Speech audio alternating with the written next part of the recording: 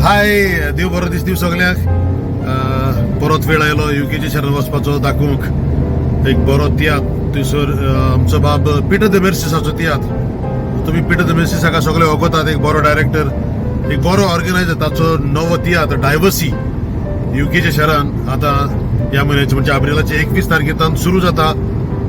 आमचे गोंयकार भरपूर थंयसर आसात. तुम्ही येवचे.